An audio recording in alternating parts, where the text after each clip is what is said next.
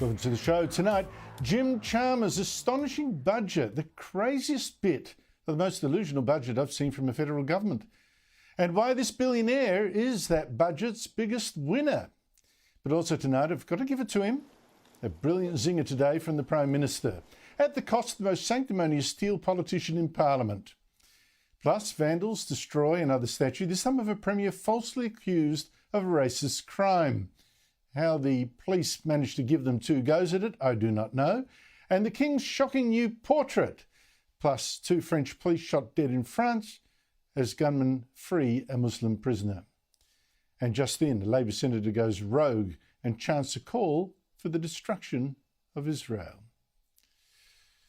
But first, the budget. I can't believe the spin behind this reckless, big spending budget like this. We strengthen the budget and pay down debt. Pay down debt? I mean, this budget does the exact opposite. I mean, Chalmers has got no shame. Here it's the government, it's got record taxes flooding in. Never had more. Yet every year for the next decade, this government says it's going to spend more than it earns. Deficit after deficit. The next 4 years alone, the government will add to our debt $112 billion. And that means gross debt will for the first time be well over $1 trillion. Yet this government, this Treasurer, has the hide to claim is actually cutting debt, paying it down, when it's actually soaring. We strengthen the budget and pay down debt. You had to hear it twice to believe he really did say that. And I told you, deluded. Now here is a government which last night said it would give us more debt, more unemployment, lower growth, and twice as many immigrants as we normally take, yet the Treasurer's there claiming it's a job well done. These are the dividends of our responsible economic management. But I have to get to the craziest bit. I said the craziest bit. Because there are some people who are winners from this budget. And the one, the biggest winner, in fact, from Jim Chalmers' budget is this guy, billionaire global warming hysteric, Andrew Forrest. And when I say this billionaire is an hysteric, I mean it. You're at extreme risk. So children, grandparents, or the already ill. Why? It's called lethal humidity. Millions of people will die. Now, Andrew Forrest says global warming is causing lethal humidity. But don't panic, because he has got the solution. That's green hydrogen, the purest source of energy in the world and one that could replace up to 3/4 of global emissions. Green hydrogen, hey? Small problem. Nowhere in the world is there a plant working commercially to make hydrogen fuel on the kind of scale we'd need. Nowhere. But Forrest has been going around promising new schemes around the world to use huge amounts of wind and solar power to create this hydrogen from water. That's how it works. And last night, Treasurer Jim Chalmers said, yes, we must back this. This budget invests in our renewable energy superpower ambitions, including $13.7 billion in production tax incentives for green hydrogen and processed critical minerals. That's only some of the spending that Chalmers promised last night on this green hydrogen. There's also $2 billion for the new Hydrogen Head Start program to splash cash on flagship projects of the kind that Forrest is investing in.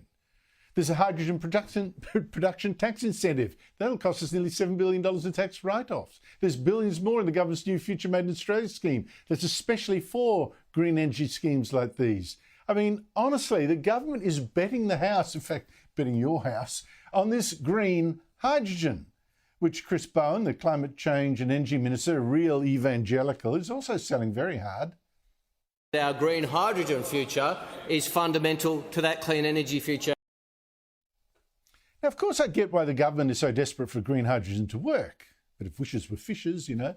And that's because we're running out of electricity precisely because of Labor's global warming policies. So wind and solar power are simply too unreliable to make up for all the coal-fired power stations now being closed down. You saw the Government last week panicking, we need more gas. The whole thing's a disaster.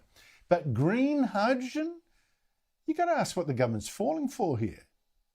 Now ask yourself, if green hydrogen was such a world-beating, sure thing, money-spinning, great solution, why, of all the investors in all the world, does it need Australia's government to chip in to make it work?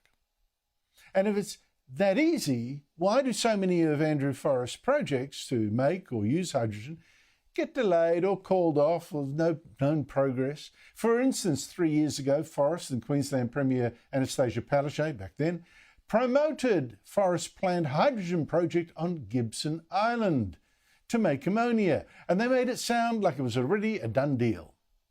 What we're seeing is an industrial green revolution. Queensland leads Australia where Queensland leads the world in really exciting, sustainable green industries. How exciting. And the Albanese government, of course, last year gave even this project $13.7 million of your money. And still it wasn't enough, because Forrest has now missed his deadlines to commit to investing in that Gibson Island project. He blames Australia's structurally high green electricity costs. Not surprising. These global warming schemes don't work.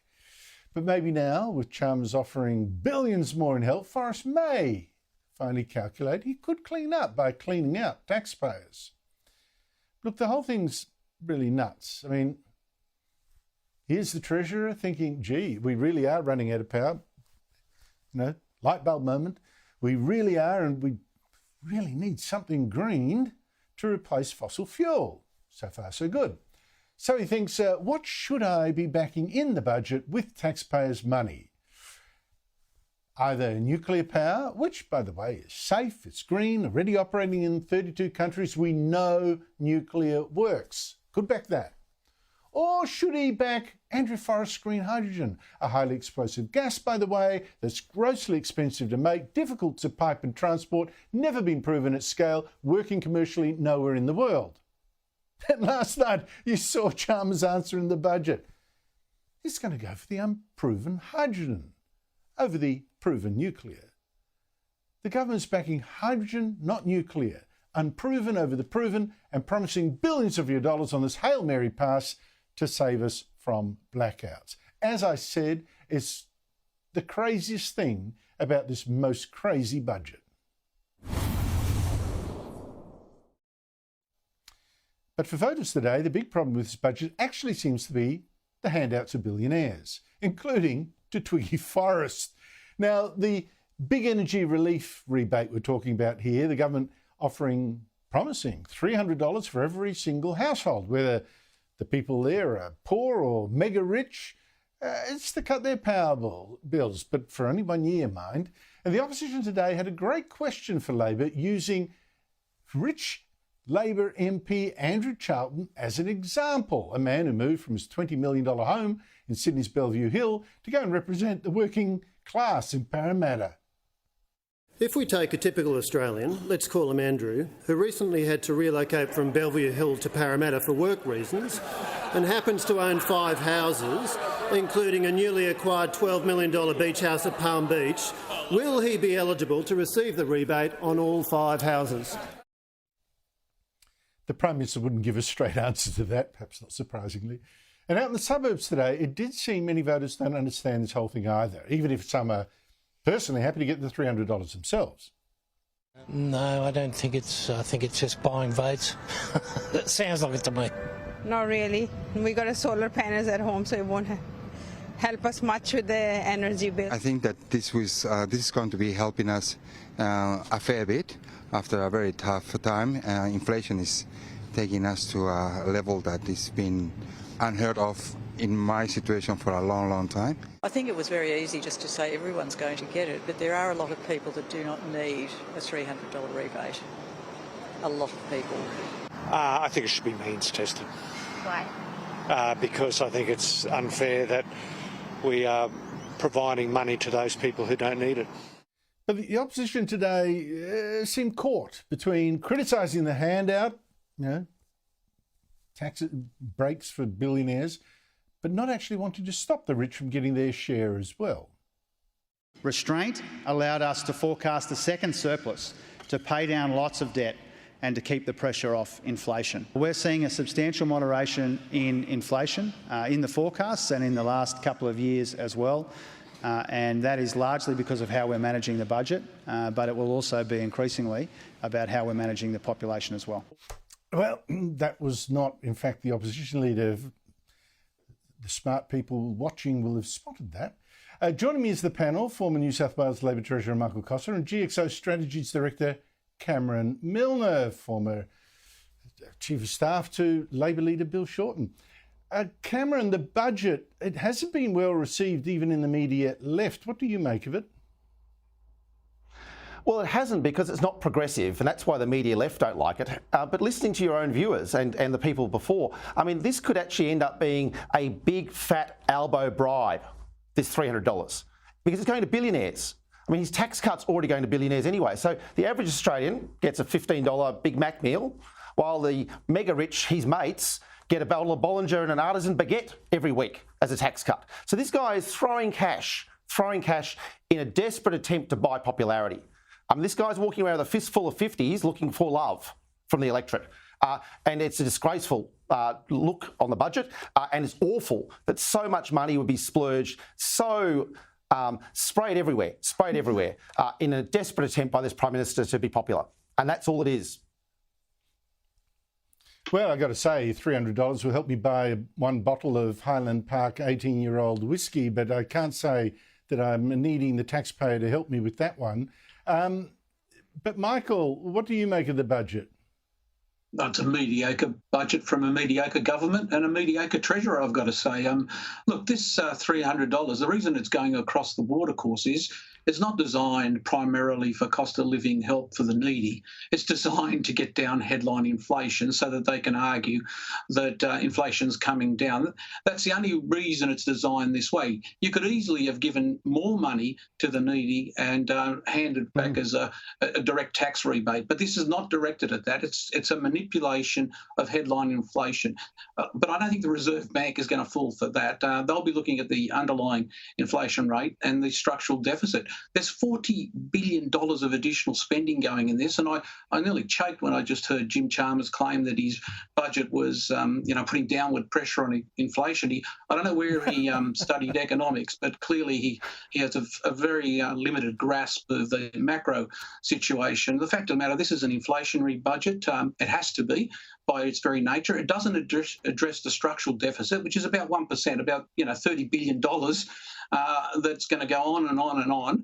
And the only surplus he can point to is the one that's being generated outside of his own economic activities. The bracket creep and the windfall on commodity prices. Mediocre budget. It's terrible. And this non-means testing, I mean, if you're a Labor person, it just really grates that they've structured it this way to get a short-term benefit on the inflation rate. But Cameron, it seems to me that the two big giveaways, the $300 energy relief handout even to billionaires, that's to fix a Labor-caused problem, which is the green energy schemes, state and federal, which have driven up power prices, and of course the increase in the Commonwealth rent relief for people struggling with their rents. I think 10% increase in that. That is designed, of course, to fix the problem caused by immigration, mass immigration, which has caused all these people to come in and compete for homes to rent or to buy.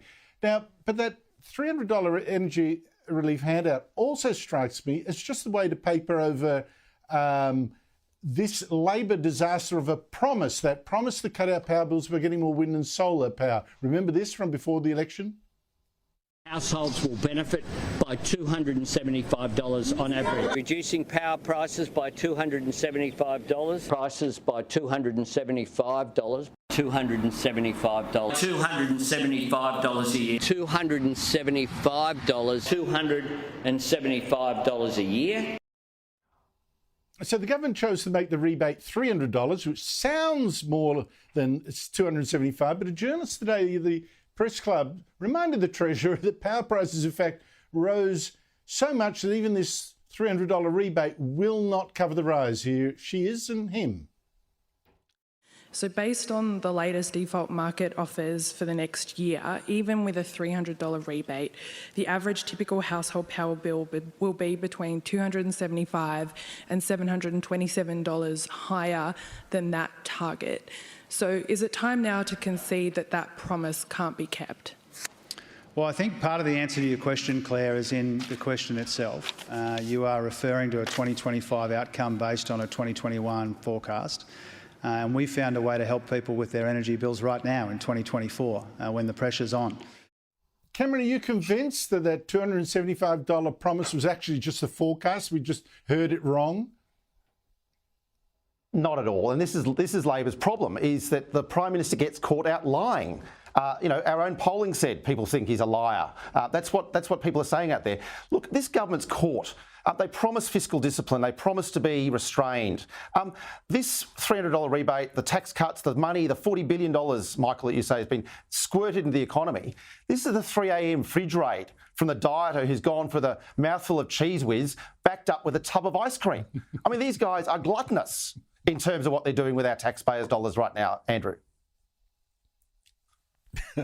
I can't get that image out of my mind, Cameron, but thank you. But, all right, Michael, purists, people who know budgets like you do, having presented a number yourself as New South Wales Treasurer. In fact, most left-wing commentators too, which surprised me, are all canning this budget. That said, it's not aimed at the experts. This is aimed at voters to win an election. Do you think this is an election-winning budget? Well, I thought they were going to win the next election anyhow. You'll have to go back to Scullin to see a first-term, federal government that loses. So I expected them to win. The issue was whether they're going to go into minority or they're going to get a majority. Look, if they go early, I think they can build an election-winning strategy on this budget. But if they leave it till next year, I think this is going to unwind quicker than a cheap watch. And that'll be the problem for the government. They now have to make a decision about when they go to an election. And I think it's more likely to be an early election if you want to capitalise on this political budget. And you're right, it's a political budget, not an economic budget. And that's their big challenge now. Cameron Milner, I'm out of time, but I've just got to quickly ask you, do you think this is an election-winning budget? Oh, it's certainly an election and political budget. I'm not sure it's necessarily election winning yet, because if the RBA move interest rates, Labor's got huge problems.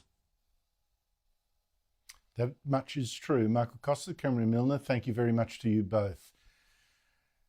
But, I mean, I've got to give, all right, I've been tough, but I'm not Robinson Crusoe on that, I've got to say, but give Anthony Albanese credit today. He can be a funny guy, in private.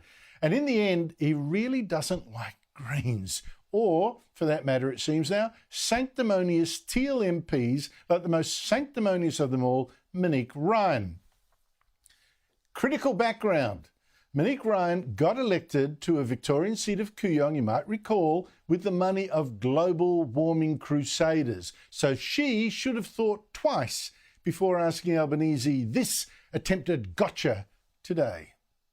I understand that you attended a $5,000 a head post-budget dinner last night. Can you tell the House whether any fossil fuel industry lobbyists or other fossil fuel industry representatives were in attendance?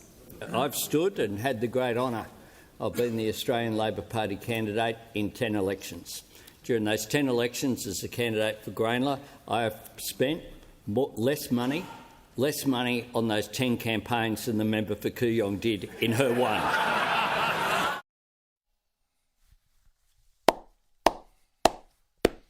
Joining me on Culture Wars is Rowan Dean, editor of The Spectator Australia and host of Outsiders on Sky News on Sundays, every Sunday, 9 a.m. Rowan Dean, I love that. The lack of self-awareness from Ryan there is one thing, but the other is the double standards. You've got money coming from fossil fuel companies. Oh, that's terrible. Democracy in danger. Money coming from big green and renewable energy investors, carpetbaggers. That's democracy enhanced. Yeah, 100%, Andrew. And it is kind of galling that these days the big end of town, those when we were all students at university or whatever, it was always all these big, bad, evil capitalists. Well, the big bad capitalists who are having undue influence on all our politics these days are, of course, the renewables investors. That's where the big end of town is. That's where the big money is. That's where we see, for example, environmental wreckage occurring when windmills are being put out to sea or across farmland, where anything to do with renewables, because it is virtuous, because it is good, because it is compassionate, these people literally get away with whatever they want. And the Teals have to be really, really careful. They're bankrolled by big money from the big end of town. I wouldn't be looking too closely at where a lot of that money originally came from in terms of fossil fuels or not fossil fuels. But what should really disturb every Australian small business person, every Australian mum and dad? Are we seriously demonising fossil fuels to the extent that we want to throw ourselves back into caves, into some kind of Stone Age existence? Because there is no way we or our society or our way of life can survive without fossil fuels. So if I have members of Parliament standing up there, green hydrogen just round the corner. Green hydrogen, mate. That's right. Well, of course, the great fantasy product, which again is another massive boondoggle for the big end of town. Whether it will ever be achievable or whether it will ever actually deliver anything, I suspect not. But we've seen in the budget, Andrew. I'm glad that Anthony Albanese can point the finger at the hypocrisy of the Teals. And the hypocrisy of the Greens is legendary. But let's be honest, this budget is pouring billions of dollars into industries that don't actually exist. It's been called a magic pudding budget and those sorts of terms, but it is worse than that. It's a kind of Harry Potter fantasy, magician's witch's brew budget where we're going to conjure up these extraordinary industries and great wealth and prosperity for this nation out of pure fantasy. It's terrifying, and it should terrify every single person who's ever held a job, wants to hold a job, and by a job I don't mean a government job, one of the 36,000 jobs that they've magically conjured up again in this kind of Harry Potter budget, but real jobs where you create something, you sell it, it has its own value because you've crafted it well. Those sorts of jobs should be terrified that we have a government that is literally running on fantasy ideas and fantasy economics, and it's not going to end well, Andrew. Look, that's exactly what's freaking me out as well, Rowan. I've got to be honest there. Look, meanwhile, having just said, well done, Albanese, for calling out Monique Ryan, he's got trouble landing on his lap again this afternoon.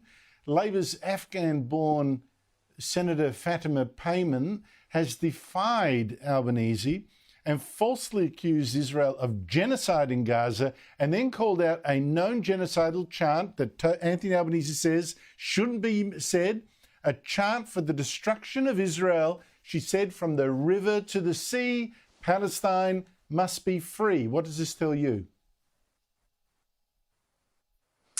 Well, it tells me what Judith Sloan has written in this next week's Spectator Australia, that multiculturalism is dead. Multiculturalism is the great failed policy that the left in particular, Labor in particular, have built the last few decades on, going back to Gough Whitlam, 5 decades, 6 decades. And it is a complete failure, and it has wreaked havoc on this country, where we are now seeing members of Parliament, the children of immigrants who presumably we welcomed into this country with open arms, to become a part of the Australian way of life, to become integrated into the Australian way of life. And I'm sure this young lady has. But part of the deal of multiculturalism is that you leave behind the old hatreds. That was non-negotiable, or should have been non-negotiable, that if you come here to Australia, whatever it might be, it might be your hatreds from I remember as a kid there was hatred between Yugoslavia and whatever, and there was these Serbs and I remember whatever. that. Those sorts of things were quickly left behind and abandoned, and that's why those people from those parts of the world became such successful Australians. Similarly, there were long-standing issues in Greece, Turkey, etc., Cypriots. All these issues, Ireland, between the Catholics and the Protestants, these issues, the Australian compact was you leave it behind. It's over. You're an Aussie now, and that's that. And where we have a Labor MP not accepting that premise. Absolutely. This is exactly the issue. You import people, you import the culture with them, and we were stupid. Well, those immigration ministers are stupid to believe that would not happen. Immigration has too often now become colonisation. That's how it's got to be recognised now. Rowan Dean, thank you so much indeed for your time. Well, after the break, and related really, the student protests against Israel today got even uglier. Now a takeover of a building at Melbourne University. And to Newswatch, but before I get on to something disturbing about the ABC, even more disturbing developments this afternoon at Melbourne University. I'm a free speech guy, and it was at first trouble to read former Treasurer Josh Frydenberg today saying these camps that anti-Israel protesters had set up at many universities are camps of hate and should be removed to make universities safe for other students. Now, I'm not sure that a blanket ban like that is consistent with the kind of debate I'd like to see in universities, although I must say they've been clamping down on a few themselves. In fact, only 2 universities have so far said, yes, we do want these camps to go. Off you go, people. We might call the police. One is Victoria's Deakin University. The other is Canberra's Australian National University, where 2 of the protest organisers, you might recall, said they supported the Hamas terrorist group unconditionally, and Jewish students said that other protests say they support Hamas and be chanting and taking over bits of the campus and all that kind of stuff. Now, that's already making me feel that free speech does end when violence is threatened or students are sort of harassed out of using the university they also pay for, right? So I've got that. There is a line between protest, free speech, standing around, saying your piece, and aggression, harassment, bullying, stopping other students from going about their business like, learning. Now, we've seen that line crossed already at Monash University as well. Here's just one example of the outrageous bullying, the deafening even, of a Jewish student. This man needs to leave immediately. You people, every time you dare to show your face, you Israeli-loving genocide supporters, we will be here, we will not leave, and we will stand our ground. Now, I understand Monash has called police in for a couple of incidents like that. And today at Melbourne University, that line between protest and bullying was crossed again, when protesters took over the Arts West building, renamed it Mahmoud Hall, and then made it a threatening place for Jewish students and an impossible one for anyone to study in.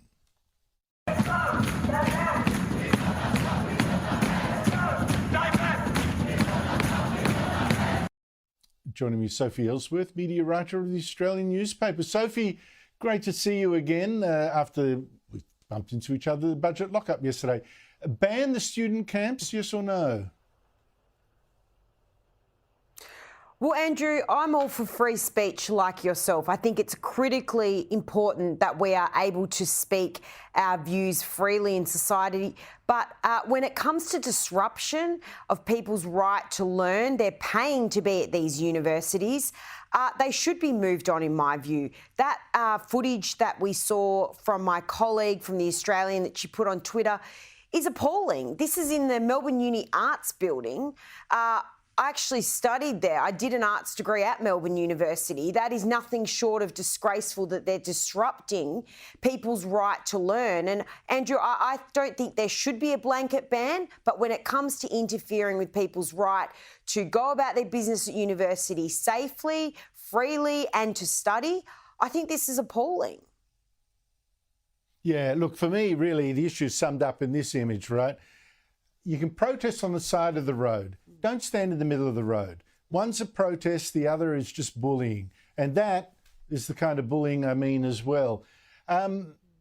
So where's it all going? The thing is, of course, for universities, that if they don't nip these camps in the bud, they self-radicalise, and that's the whole thing. Professional protesters drop in. We've seen a guy, for instance, that had been arrested by police for some very serious alleged offences over at the Monash University camp, a Palestinian guy. Seriously, you let them go too long, they fester and people get too invested.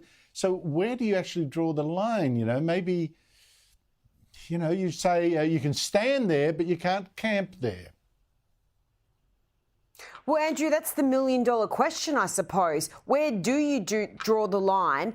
And I would argue that a lot of these camps have been able to go on for too long, and they have grown into these big campsites that to some students are very distressing, and some of the conduct that's coming out of this, from what we've seen online, is quite threatening. So this is now a problem for the universities, and they need to deal with it swiftly before something incredibly serious does happen. Well, there's some terrible weakness going on there, including by, some very senior university administrators, I've got to say. To the budget, it says something, the budget actually says something very telling about I said it was disturbing, it should be disturbing for the ABC. I'm just thinking, yeah, right, you're paying the wages of sin here. The ABC turns out to be getting more money from the budget, but for worse performance. Tell us about it. You wrote about this in The Australian. That's right, Andrew. So in the budget papers last night, it showed that the audience reach the ABC is aimed for this financial year is about 67%. Now, that is going to drop down. It's expected to 64% and then drop down further to 63%. So they are not meeting their, to basically explain this in simple terms, they are not meeting their audience targets that they set out.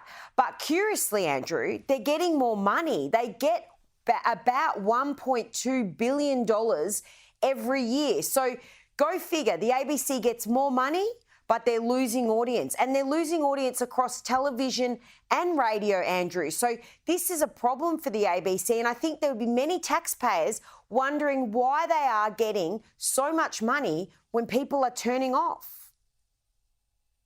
And also why they're getting so much money to preach to their left-wing friends and exclude a single known Conservative host from any of their current affairs show that anyone can tell. I just think it's just disgusting. It's theft, essentially. It's theft of taxpayer money. Sophie Ellsworth, thank you so much indeed for your time. After the break, another statue is destroyed by the totally ignorant left. I mean, there's so much know-nothingness going on now, don't you think? And even a council wants this statue gone.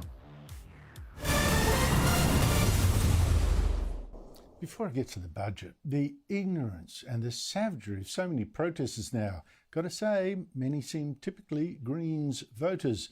You see it with the anti-Israel thugs. You saw it with the destruction of the people who destroyed that Captain Cook statue in Melbourne on Australia Day. Now in Hobart, the tearing down of this statue of a premier, William Crowther, a premier in the 19th century, who's also a prominent surgeon and humanitarian.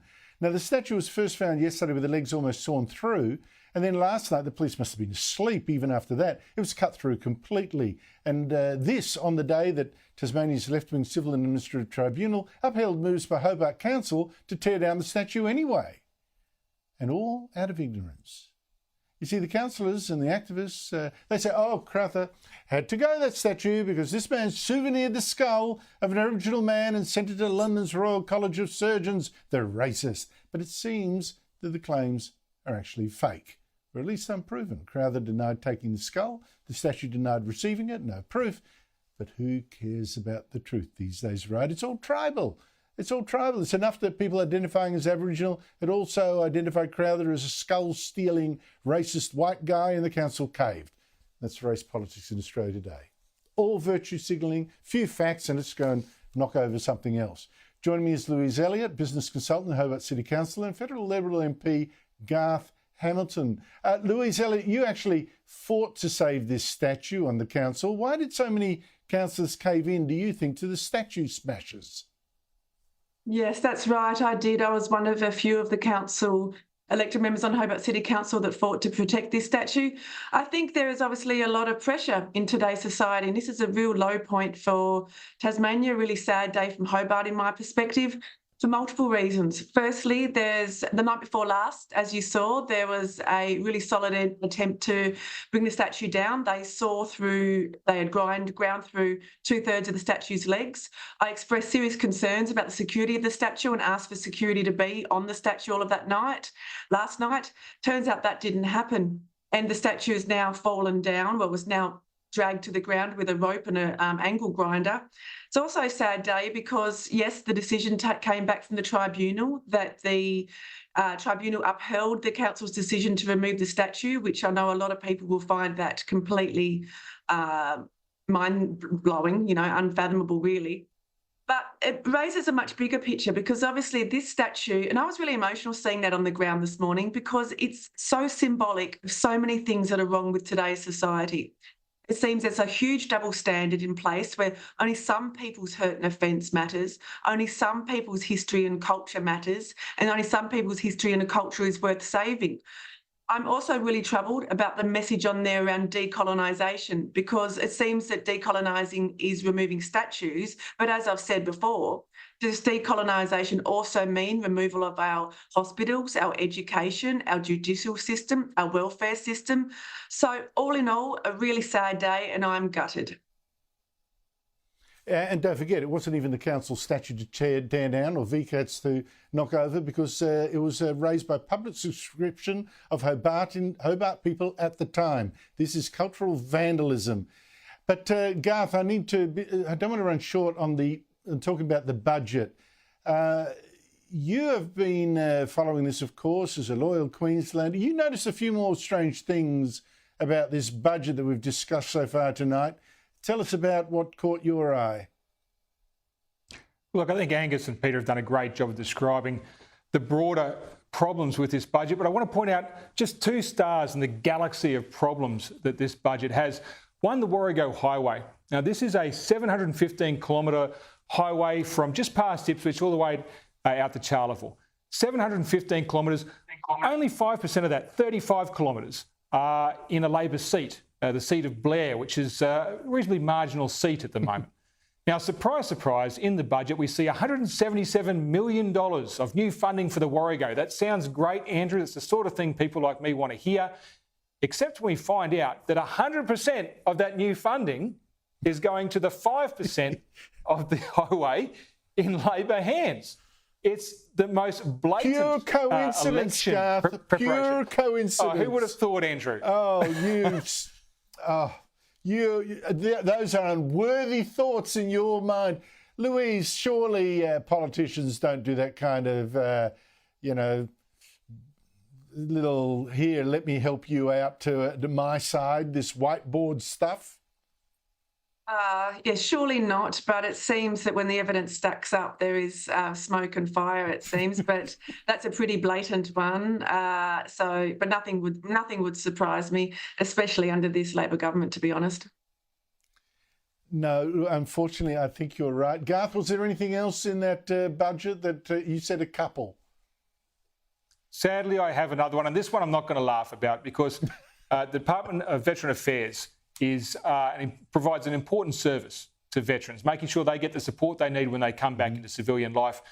Sadly, we're seeing a reduction in numbers of staff at DVA guaranteed in this budget. Now, you ask any veteran, and I ask quite a lot on Anzac Day how things are going, the service that they're getting from DVA is still an issue. It is still a problem. It's been a problem for a while, and it certainly hasn't gone away. So it's really sad to see Labor reduce the number of staff helping out our veterans. But I'll tell you what, Andrew, there's a group of people whose numbers aren't dropping, and that's ABC staff. The budget confirms there is no drop in ABC staff.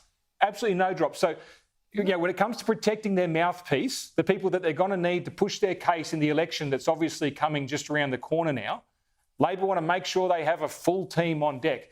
But when it comes to providing the service that our veterans need, the support that they need, they turn their back on them. Just days after Anzac Day too, by the way.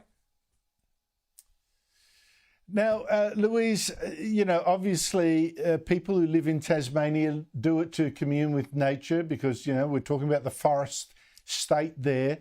I saw something today that I first thought, well, how lovely. And now I'm thinking how lonely. It's this guy in Scotland who just got a thrill. Have a look. I've spent 3 days searching for this and I've got it. That is amazing. Like, guys, just look at this. Look at where I am in Scotland, in the UK, and there is a kookaburra. So, Louise, a kookaburra in Scotland sitting up there in the tree, all very nice for the Scots, but should I feel sorry for the bird? To be honest, my first reaction was a bit of a humorous one, I think, maybe a bit of self-reflection. I think he might just be on a working holiday, that little fella, and he's planning his next Kentucky tour. He's going out, he's seeing the world. Nah, good on him. I'm proud. You're proud. Oh, okay. I feel a little bit like I did when I went to Beijing in winter and I saw a kangaroo freezing in a concrete pen. But maybe you're right. Maybe if I found him in Mallorca or something like that, I'd be happier for him. Garth Hamilton, Louise Elliott, thank you both so much for your time. Really appreciate it. After the break, the King's latest portrait. Oh, just makes you think, what has the artist got against this bloke? And 2 French police murdered as gangsters ram their van and free a criminal. Isn't it multicultural France? So wonderful. An extraordinary crime in multicultural France. A gangster was being transported by police in northern France. The van got rammed at a toll booth. Gunmen jumped out of the cars, started shooting. 2 police are dead and others seriously injured. The prisoner, gone. He's a man born in France, but he has a Muslim name, Mohammed Amra, which may or may not be relevant, given his reported ties to an African gang in Marseille called the Blacks. Meanwhile, Patrick Christys, the GB News host and our Wednesday regular, explored a bit of multiculturalism himself at an anti-Israel protest at Oxford University, which is the ultimate university town, but even there, free speech is now not welcome by anti-Israel protesters, and bullying is in, as Patrick soon discovered. We will not rest this close. Let us Palestine. It's a bastion of freedom of speech, Oxford University. Do you think this might be a bit fascist? Is this a little bit fascist? Palestine. No? Joining me is Patrick Christys. Patrick, remarkable, isn't it, that everywhere I see, it's here, it's in Britain, it's in Canada, it's the US, the protesters against Israel tend to be bullies and thugs, not interested in free speech. And now even at Oxford, or am I being a little too harsh? No, you're not being harsh. You mentioned a lot of very, very true things in your introduction there. We can't possibly criticise multiculturalism and diversity. As we all know, Andrew, it is our greatest strength. And you only have to look at that when you see these Palestine protests popping up everywhere, or indeed how many people are on a terror watch list in Britain. People talk about the woke mind virus, don't they? But actually, it's infected Oxford University. And I think things have got very, very serious now. Oxford University is one of the top academic institutions in the world. And what you have is people there who have historically been straight A students, otherwise they wouldn't have got into Oxford University, who now, as a result of this particular cause they're backing, have dyed their hair pink, decided to put masks on and live in their own filth in a field, to go into support for a group of people that would quite possibly throw them off a building if they had half the chance. It is absolutely astonishing. You expect this kind of behaviour during the Eurovision Song Contest, but not from the future, political and business leaders of this country, and dare I say it, the world as well. The irony, of course, there, though, is that they do behave a lot like fascists. They call themselves anti-fascists. They want to silence any debate. They want to mask up. They want to hound anybody out of there. It is an absolute disgrace, really. But the saving grace is that they are just embarrassing themselves. Well, gee, I hope you're right there. I hope the, working class Britain is sitting there at home looking at this at the TV sets and thinking, dear God, who are these people? Patrick, I love paintings. don't tell anyone, but I even collect paintings. I spend whole days happily at art galleries, but I've got to say, the latest portrait of the King is an eyesore. It's all that inflamed red and all that. I don't know, maybe someone will like that, but does it actually have many fans? No, it doesn't really. I can only assume that the same people who advised King Charles to sit for that painting are the same people that advised Prince Andrew to do the Emily Maitlis interview. It does look as though he's decided not to leave a house fire at Buckingham Palace, doesn't it, really? Yeah, remarkable. Maybe it's a visible portrayal of the hell that Prince Harry has put him through over the years. Apparently, Queen Camilla does like it, though. She said, you've got him, when the portrait was unveiled. But I'm not quite sure exactly what she meant by that. The artist himself actually just seemed like quite a nice guy, to be honest with you. Jonathan Yeo's got an incredible pedigree. Made a joke about how if the King didn't like it, then he might end up finding himself losing his head in the Tower of London. So it's a bold move. It's a bold move. Not a lot of people get it. The Republicans have said, look at this. It's a visible representation of the blood that the monarchy was built on.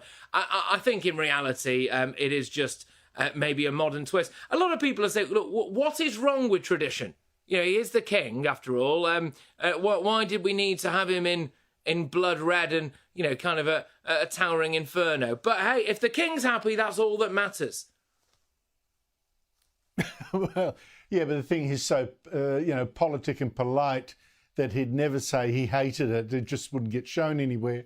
And I think what his views will be seen and where it's hung in the long term, I think, Patrick. We'll see from that. By the way, there's been an attempt in Britain to stop public servants wearing the rainbow lanyard, a lanyard where you hold your little pass in the colours, well, there you go, in the colours of the rainbow, LGBTQ and the rest of it. It's a charge actually led by this Minister without portfolio that I don't really know much about. But is she asking too much? I mean, this is, again, a free speech issue. Should I be saying naughty, naughty Conservative? Well, it's a tricky one, really. So this is Esther McVey, who is the informally known as the Minister for Common Sense, which, after 14 years of Conservative rule, if you, right at the end of that, need to impose a Minister for Common Sense, it implies that maybe you've not been particularly Conservative throughout the course of those 14 years. But we can leave that at the door, Andrew. So Esther McVey wants to get rid of the rainbow lanyards because she says it's more of a political statement and the civil service is far too political. She's right. They are far too political. They're taking the government to court over the Rwanda scheme. They threaten to go on strike over pay. I mean, it is non-stop political activism from within our civil service. The big problem, though, is that the actual cabinet of this country, so a table full of Conservatives, cannot decide whether or not this is a good idea. So the whole thing doesn't really matter anyway, because the actual governments can't decide whether or not the Minister for Common Sense should impose something that people think is common sense. And, we're witnessing the fall of Rome, Andrew. Look, I just got to say, Patrick, it's interesting to me that these tribal gestures of we're in this cause and we're going to, put it in your face tend almost invariably to come from the left. And I do think that says something about that mentality that I think you said, the hive mentality. I think that's what we're looking at here. Patrick Christys, always great to talk to you. See you next week. That's it from me. Now it's Sherry Markson. Good night.